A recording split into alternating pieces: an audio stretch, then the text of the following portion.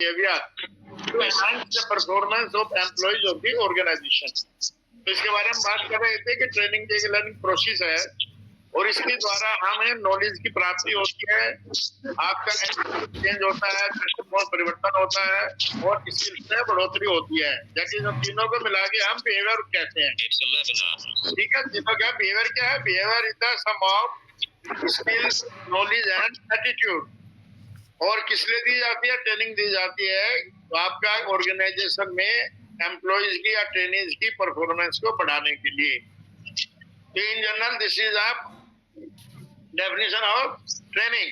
जी sir. Okay. Training का मतलब the training is about knowing where you stand no matter how good और bad in the current situation और at present and where you will be after some point of time. Means इसका मतलब ये है कि training का मतलब ये है कि हम इस समय कहाँ हैं और कैसी भी स्थिति में है वर्तमान में। ट्रेनिंग के बाद में हाँ कुछ समय के बाद किस स्थिति में पहुंच जाएंगे, ये जो गैप है उसको भरने के लिए ही हम ट्रेनिंग की बात करते हैं। तो ये आपके समझ में आएगा कि ट्रेनिंग हम किसे कहते हैं। This the definition of training. अभी we come to the needs की मैंने कल बात की थी। नीड ऑफ ट्रेनिंग, नीड की क्या आवश्यकता है? नीड की आवश्यकता है कि आप जब किसी पोजीशन में या स्टेटस में एम्प्लॉयज में न्यू एंट्री होती है तो उसमें उसकी जरूरत पड़ती है। कोई नई टेक्नोलॉजी आती है तो उसमें परिवर्तन उसकी जरूरत पड़ती है। ऑर्गेनाइजेशन चेंज होता है उसके बाद ट्रेनिंग की नीड है। और न्यू पॉलिसी और प्रोग्राम अगर गवर्नमेंट बनाती है तो उसमें भी हमारे ट्रेनिंग की जो है आवश्यकता पड़ती है। इसी तरह से अब हम आते हैं कि इम्पोर्टेंस ऑफ ट्रेनिंग और डेवलपमेंट। इसकी ट्रेनिंग की क्यों आवश्यकता है, क्या महत्व है? आ रहा है importance of training doctor Ashok? जी जी सर। आ रहा है जैसे कि आपको दिखाई दे रहा है importance of training and development. जी जी सर। हाँ देखिए, सबसे पहले तो हम ही करते हैं इसकी इम्पोर्टेंस ये है कि ट्रेनिंग के द्वारा हमारा optimum utilisation of human resources, जो हमारे ह्यूमन रिसोर्सेज है उसका अधिक से अधिक हम यूटिलाइज कर सकते हैं। जैसे ह्यूमन रिसोर्सेज मीन जो हमारे ऑर्गेनाइजेशन में काम करने वाले एम्प्लॉइज हैं उनका सबका यूटिलाइज करना ताकि हम ऑर्गेनाइजेशन के गोल्स को प्राप्त कर सके। तो सबसे पहले इम्पोर्टेंस ये है कि उसका ह्यूमन रिसोर्सेज का अधिक से अधिक यूटिलाइजेशन किया जा सके। ठीक है ना, क्योंकि ट्रेनिंग के द्वारा हम सबको यहाँ नॉलेज दे सकते हैं, उनकी स्किल बढ़ा सकते हैं, उनका दृष्टिकोण बदल सकते हैं। तो फर्स्ट इम्पोर्टेंस है optimum utilisation of human resources. The second also development of human resources. Second के अनुसार दूसरा पॉइंट बिंदु ये है कि हम जो ह्यूमन रिसोर्सेज अवेलेबल हैं उनका भी विकास कर सकें, उनका भी ह्यूमन माइंड चेंज करें। ये एक अपॉर्चुनिटी देता है ट्रेनिंग के द्वारा। जो वहाँ पे एम्प्लॉइज और ट्रेनिंग कार्यरत हैं उनको जो है एक अपॉर्चुनिटी दी जाती है ताकि वो उनको जो है विकास किया जा सके। विकास मीन्स उनका टेक्निकल और बिहेवियर स्किल उनको दी जाए जिससे कि वो ऑर्गेनाइजेशनल पर्सनल ग्रोथ आगे बढ़ सके। ठीक है, तो डेवलपमेंट ऑफ ह्यूमन रिसोर्सेज के लिए भी ट्रेनिंग की इम्पोर्टेंस होती है। थर्ड वन, तीसरा है इसका development of skills of the employees. देखिए, जैसे हम बार बार बात कर रहे हैं कि ट्रेनिंग के द्वारा हम स्किल्स में बढ़ोतरी होती है। एम्प्लॉइज की मीन में मान के चलिए कि ट्रेनिंग चाहे फार्मर्स हैं, चाहे स्टूडेंट्स हैं, चाहे एम्प्लॉइज हैं, हर किसी की हम जो स्किल्स है उसको डेवलप करते हैं। फॉर एग्जाम्पल, अगर कोई मशीन आती है आपके उसमें किसी ऑर्गेनाइजेशन में कोई मशीन आती है तो उसको ट्रेनिंग देने के बाद ही हम कहेंगे कि उनकी स्किल्स में बढ़ोतरी हो जाएगी। बगैर ट्रेनिंग के नहीं चला सकता। तो इसलिए जो है स्किल्स भी इसके द्वारा जो है बढ़ाई जाती है, इसलिए इसकी इम्पोर्टेंस है। दूसरा पॉइंट तो है इंक्रीज इन प्रोडक्टिविटी। अगर हम ट्रेनिंग देंगे, ट्रेनिंग के बाद में जो एम्प्लॉइज अपने ऑर्गेनाइजेशन में जाएगा तो वहाँ जो प्रोडक्टिविटी है उसमें बढ़ोतरी होती है, क्योंकि वो ठीक है कि नहीं? यस।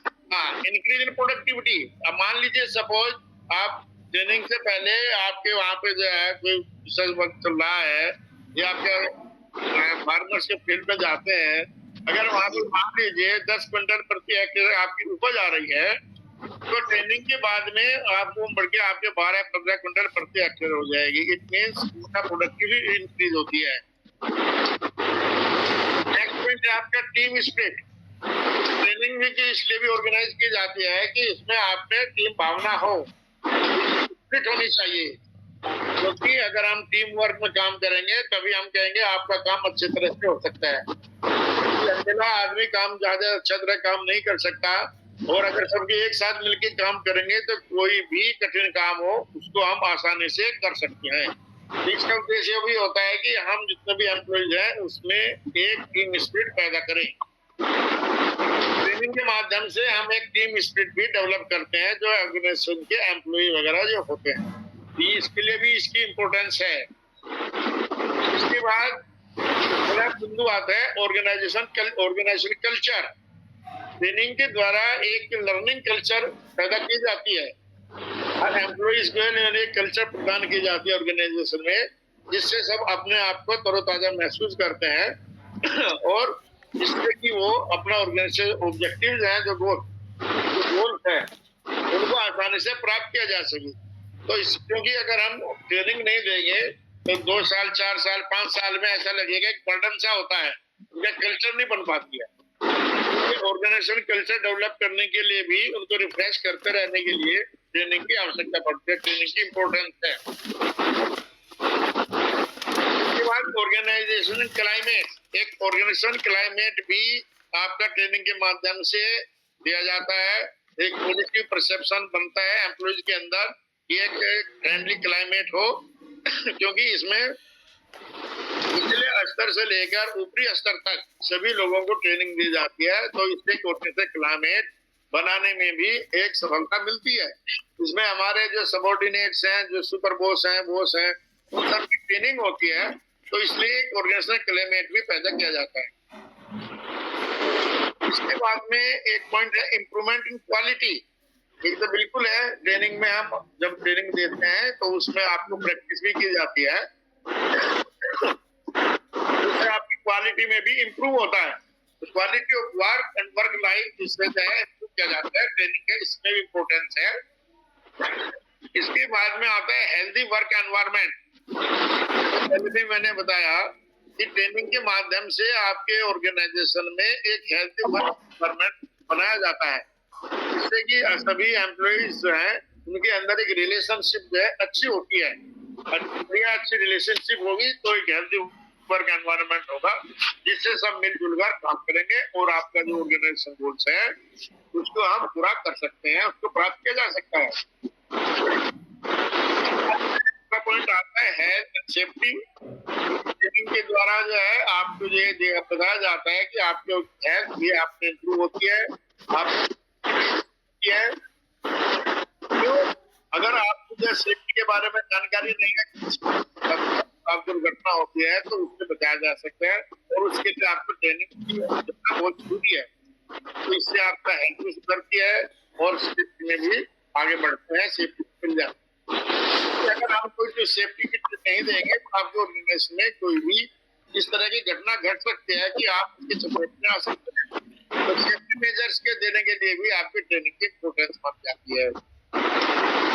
उसके बाद आता है मोरल भी है, आपका जो वर्क फोर्स का मोरल जो है उसको बूस्ट करते हैं, तो इसके द्वारा आपको एक प्रोत्साहन भी दी जाती है कि जिससे आपका प्रमोशन है तो आपका मोरल बढ़ता है। अगर एक लेवल पे आप रहेंगे ड्यूटी कम होती चली जाती है, तो ये मोरल बूस्ट करने के लिए भी आपका ट्रेनिंग की इम्पोर्टेंस माना जाता है। उसके बाद में इमेज आती है, इमेज में भी आपके एक बेटर कोऑपरेटिव इमेज बनाने के लिए भी आपकी ट्रेनिंग होती है। आपने देखा होगा जिसमें ज्यादा ट्रेनिंग होती है, जिस ऑर्गेनाइजेशन में ट्रेनिंग होती है तो उसकी इमेज भी ज्यादा होती है। इसका मतलब ये समझा जाता है कि वो कॉर्पोरेट जो है अपने एम्प्लॉइज को अच्छी तरह से जो है ट्रेनिंग देते हैं, अच्छी तरह से सुविधाएं देते हैं, और इससे आपका इमेज भी अच्छी होती है। नेक्स्ट प्रॉफिटेबिलिटी, ये भी बहुत इंपॉर्टेंट है। प्रोफिटेबिलिटी, आपका प्रॉफिट होगा आपकी ट्रेनिंग के बाद में। जब ऑर्गेनाइजेशन में जाके आप काम करेंगे तो जो उसके प्रॉफिटेबिलिटी भी आपकी बढ़ जाती है। लाभ जो है आपका ऑर्गेनाइजेशन में लाभ की तरफ अक्षर होती है। अगर आप ट्रेनिंग नहीं है तो उसी तरह से वहीं आपका स्टेबल हो जाते हैं। लेकिन उसके बाद में अगर किसी नई चीज के बारे में आपको ट्रेनिंग दी जाती है तो उससे आपको प्रॉफिटेबिलिटी ऑर्गेनाइजेशन में बढ़ती है। ऑर्गेनाइजेशनल डेवलपमेंट ये भी 2% एलजीडी है। अगर आपको ट्रेनिंग दी जाती है तो पूरा आपके साथ डेवलपमेंट है, तो ये माना जाएगा कि आपका है। और इससे क्या होता है, क्योंकि हर एम्प्लॉय को एक इफेक्टिव डिसीजन मेकिंग के लिए आप इसमें आपको क्षमता होती है, आप डिसीजन मेकिंग ले सकते हैं, प्रॉब्लम सोल्व कर सकते हैं।